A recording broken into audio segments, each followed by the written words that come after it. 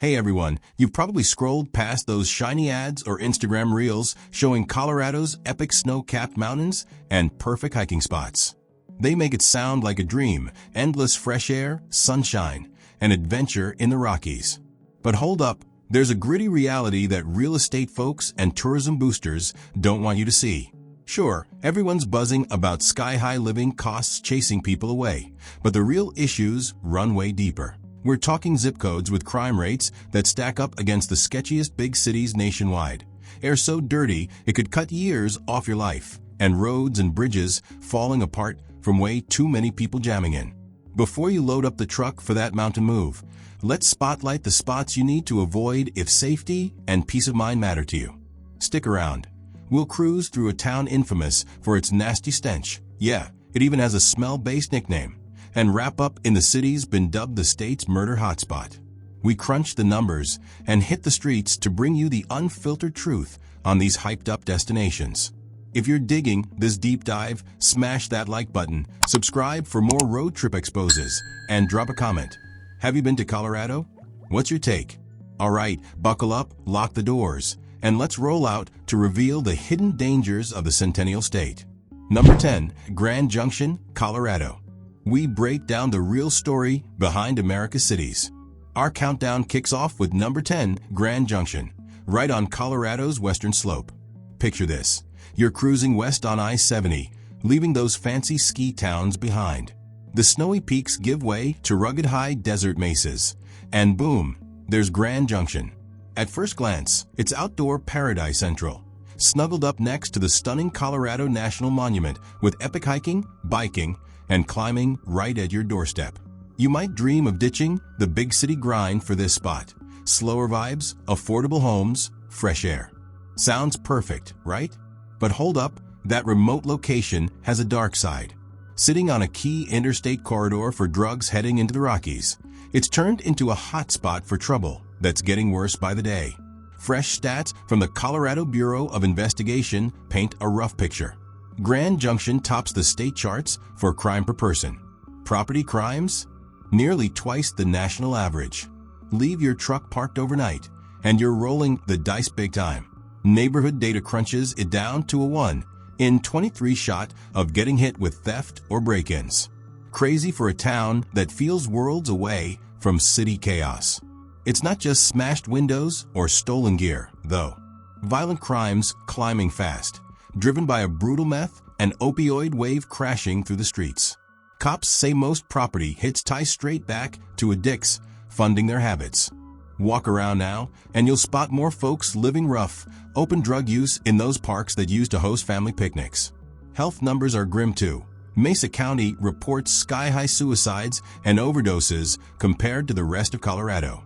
The mental health systems stretch thin, barely holding on. Don't get me wrong, the views are straight-up world-class, with red rock canyons that'll steal your breath. But the everyday grind? You're glancing over your shoulder way more than you should in a mid-sized town like this. Grand Junction's got the beauty, but the safety net's worn out. If you're eyeing a move, do your homework. Number 9, Greeley, Colorado. We're waving goodbye to those rugged mountains and cruising northeast into Colorado's wide-open high plains. As you roll up to our next spot, Greeley, trust me, you'll probably catch a whiff of it long before you spot the city limits. Folks around here call it that classic Greeley smell, a thick, in-your-face blend of feedlots, packing plants, and all things meat processing. It's pungent, it's everywhere, and yeah, it's infamous. But hold up, that stench is just the appetizer.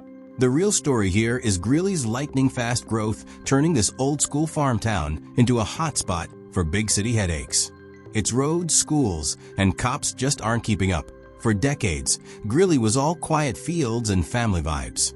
Now, check the FBI's latest crime stats, and it's a whole different picture. Violent crime has skyrocketed over the past 10 years. Aggravated assaults are way up, leaving some neighborhoods sketchy after sunset. We're talking rates that beat the national average by a solid margin, not just rowdy bar scraps, but serious stuff that can change your life forever. Then there's the car theft nightmare. Colorado tops the charts for vehicle thefts nationwide. Per reports from groups like the Common Sense Institute and Greeley, it's pulling major weight in those numbers. Your odds of finding an empty spot where your ride used to be are sky high compared to most mid-sized cities across America. The police? They're stretched thin, understaffed, and buried in calls from a population boom that outpaced the budget for extra patrols or hires. Add in the environment, and it's no picnic.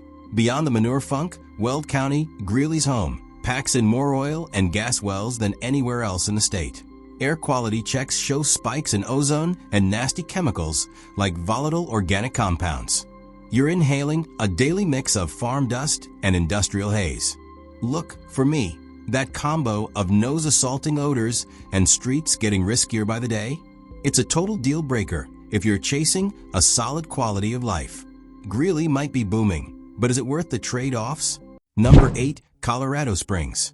We're moving south now, cruising along Colorado's Front Range to the state's second-largest city. Colorado Springs has always been marketed as the quieter, more conservative, family-oriented alternative to Denver, sitting right at the foot of Pikes Peak. And visually, it's stunning. But that old image? It's fading fast. The word is out, and people have been pouring in. What used to feel manageable has turned into a daily, logistical headache. If you think moving here means less traffic and a calmer lifestyle, think again. The city's infrastructure simply wasn't built for the massive population growth it's seen. Roads are overwhelmed almost all the time. The I-25 corridor has become a constant bottleneck, and for many residents, driving through the city is an everyday exercise in frustration. Accidents are more common, commutes are getting longer, and crossing town can easily eat up hours of your day.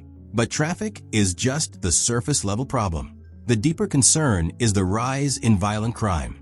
In recent years, the city has reported historically high homicide numbers, and violent crime levels now sit well above the national average. Areas that were once known for being quiet and safe are now dealing with drive-by shootings and organized criminal activity. This is not the Colorado Springs many people remember from decades ago. On top of that, housing costs have exploded. Home prices and rents keep climbing, while wages lag behind. That gap has fueled a growing homelessness issue that's becoming harder to ignore. Encampments are showing up along trails and creek beds that used to define the city's outdoor charm. In some neighborhoods, poverty rates are deeply concerning, and the divide between those doing well and those struggling keeps widening. From my point of view, Colorado Springs is dealing with serious growing pains. Until the city gets a handle on its traffic problems and takes meaningful steps to address rising violence, the mountain views alone aren't enough to make the daily grind worthwhile. Number 7, Commerce City. Now we're moving into the northern suburbs of the Denver metro area, and this stop may be one of the most concerning on the entire list.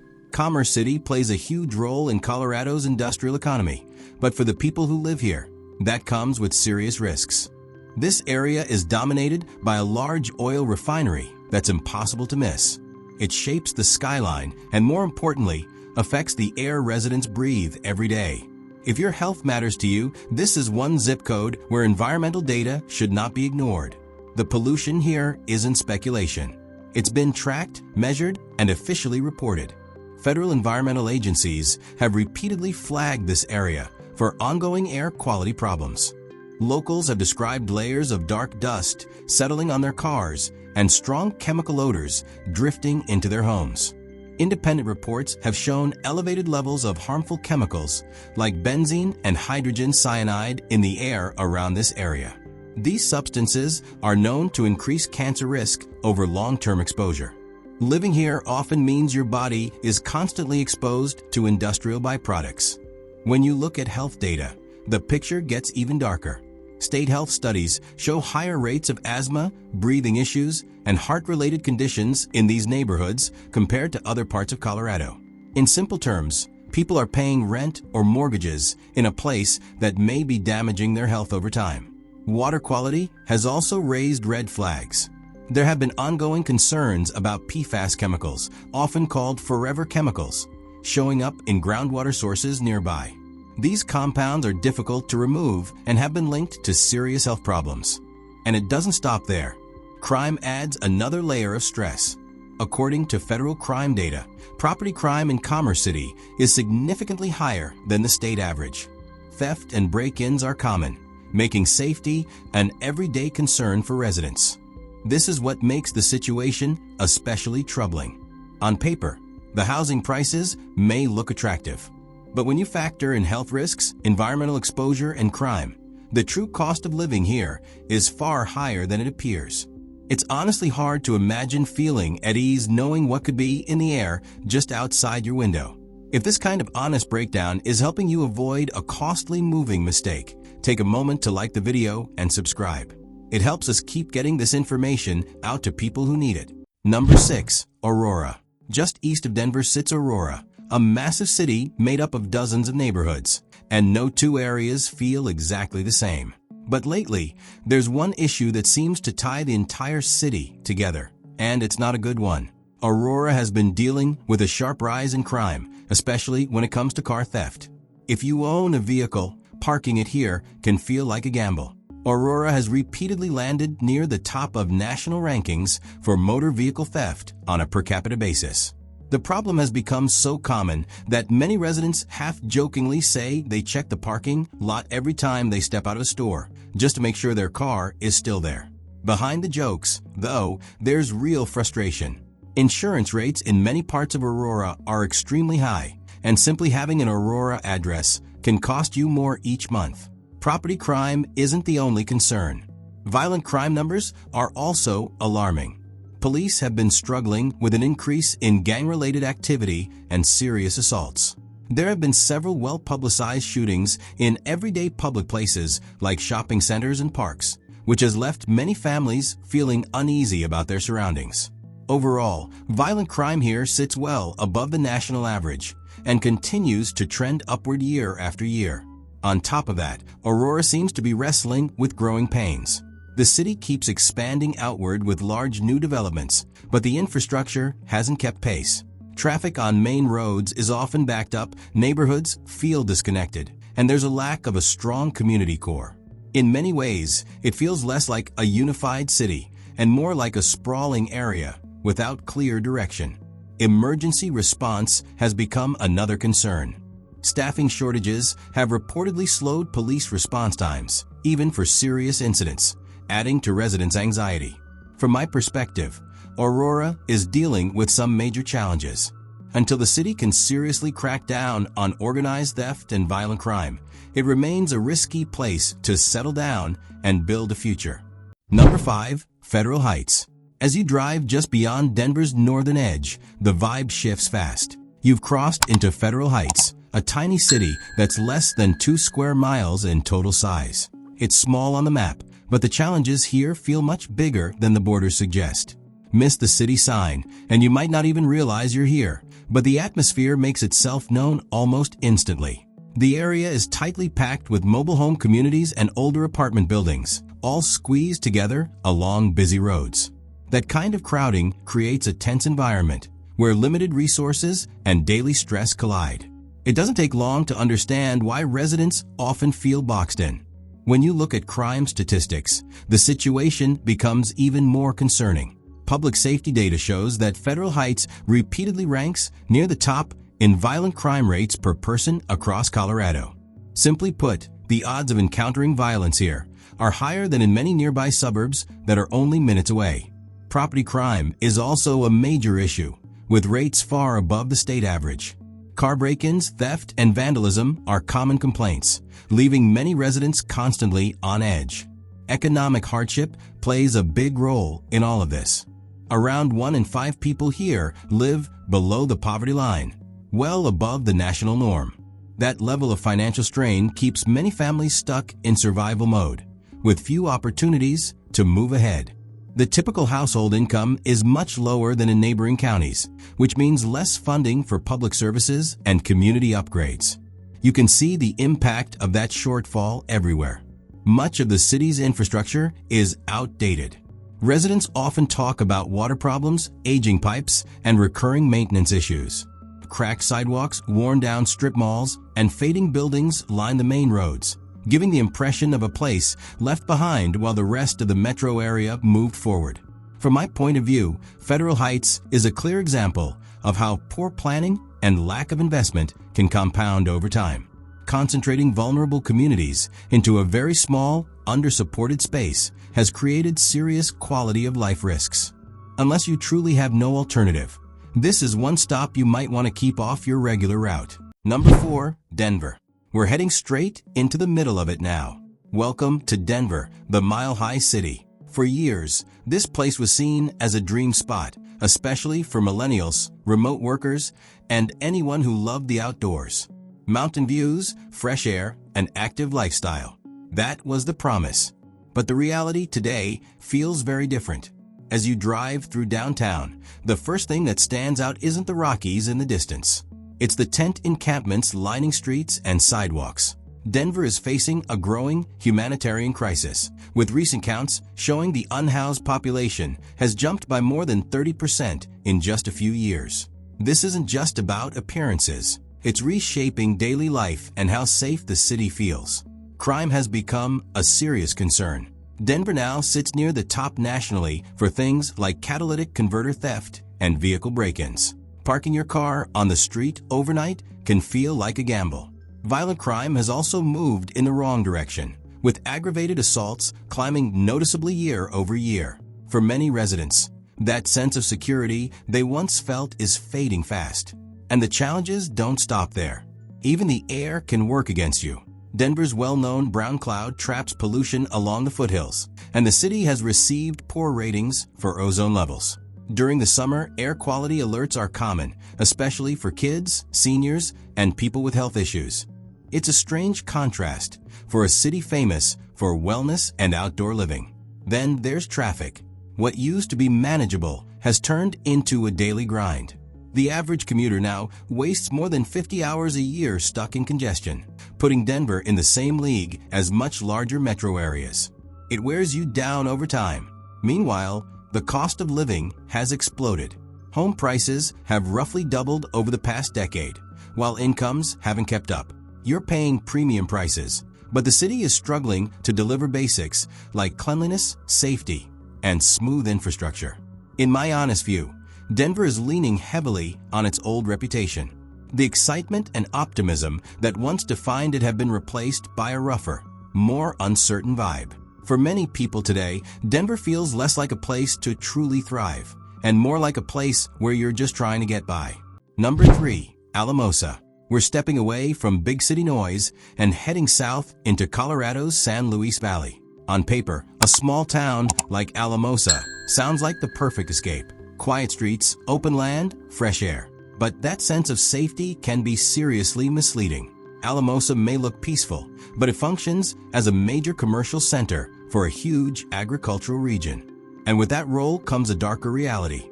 Despite its small population, this town sits at the crossroads of drug distribution and violent crime, at levels most people would never expect. According to crime data reported by state authorities, Alamosa consistently shows a violent crime rate close to 4 times the national average. When the numbers are adjusted for population, incidents like assaults and robberies stack up against some of the toughest neighborhoods in much larger cities. Drug addiction has played a major role in shaping this crisis. The opioid and meth epidemics have hit the valley hard. Public health records show overdose death rates here are among the highest in Colorado. Families are being torn apart, and the fallout often shows up as theft, break-ins, and repeat offenses driven by desperation. Property crime is another major concern.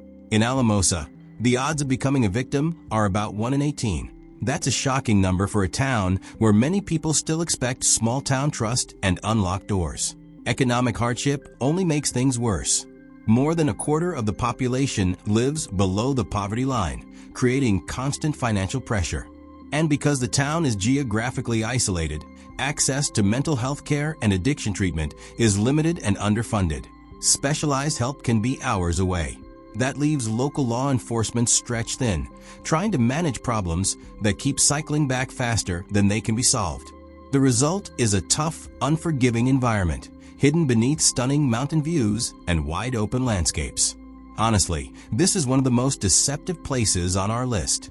No one expects a quiet farming town to show crime statistics that look like a battleground. And that's exactly what makes it so dangerous.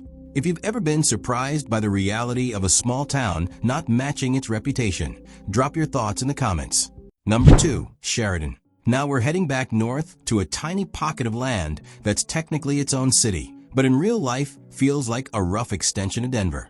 This is Sheridan, and it's a strange place geographically and socially. Most of the area is made up of big box stores, warehouses, industrial lots, and just a handful of tightly packed residential neighborhoods squeezed in between. That setup creates a perfect storm when it comes to crime statistics. During the day, thousands of shoppers and workers flood in, but the number of actual residents stays very low. When crime is calculated per person, those numbers skyrocket. As a result, Sheridan often ranks with some of the highest crime rates in the entire state. The data here is honestly hard to believe. Overall crime in Sheridan is more than 3 times higher than the national average.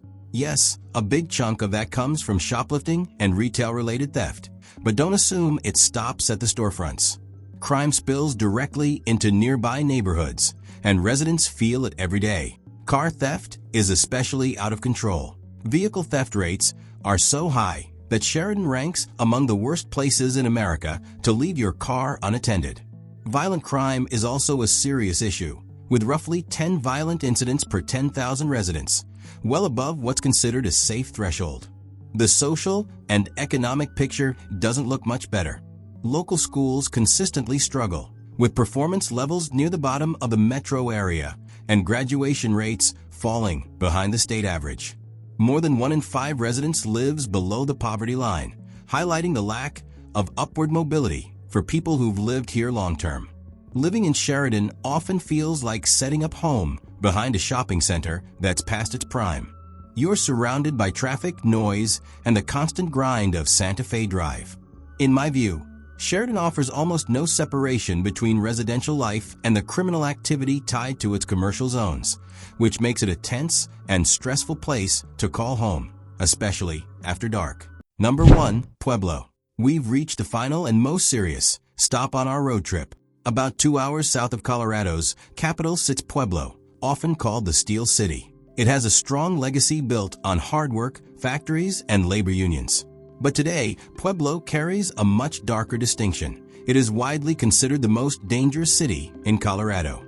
If personal safety is your top priority, the data alone is enough to make you think twice. This isn't just about small crimes or minor theft. We're talking about serious, life-threatening violence that has become part of everyday life here.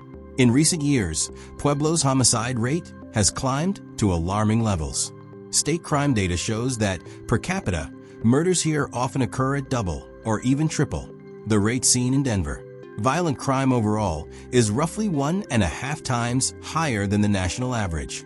Aggravated assaults, many involving firearms, happen far too often. Gang-related shootings are not rare events, they're a recurring problem. Gang activity in Pueblo runs deep, with family and generational ties that make it extremely difficult for law enforcement to fully dismantle. Violence isn't the city's only struggle.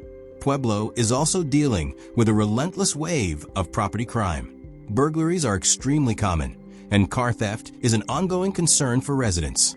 Leaving your vehicle unattended can feel like a constant risk. From an economic standpoint, Pueblo never fully bounced back after the collapse of its industrial base. Unemployment remains consistently higher than the state average, and close to 1 in 4 residents live below the poverty line. That economic pressure has helped fuel a serious drug crisis. Pueblo reports some of the highest rates of opioid prescriptions and abuse in the region, adding another layer to the city's challenges. On top of all this, much of the infrastructure is outdated. Schools are underperforming, public services are strained, and police resources are stretched thin. When you put all of this together, it paints a troubling picture. My honest assessment is that Pueblo feels like a city in ongoing crisis. Without major, long-term changes, living here can feel like taking a risk every time you walk out your front door. So there you have it. Colorado is undeniably beautiful, but as this journey shows, stunning landscapes don't always reflect day-to-day reality. From polluted air in Commerce City to the violent conditions in Pueblo, the state faces problems that go far beyond high housing costs. It's essential to look past the postcards and understand the issues, crime, environmental concerns, and failing infrastructure that could directly affect your quality of life. We hope this video gave you some real perspective and helps you make a safer, smarter decision about your future. If you found this helpful, please like the video, share it with anyone considering a move to Colorado, and subscribe to the channel for more honest, no-filter breakdowns. Thanks so much for watching. Stay safe, and we'll see you on the next road.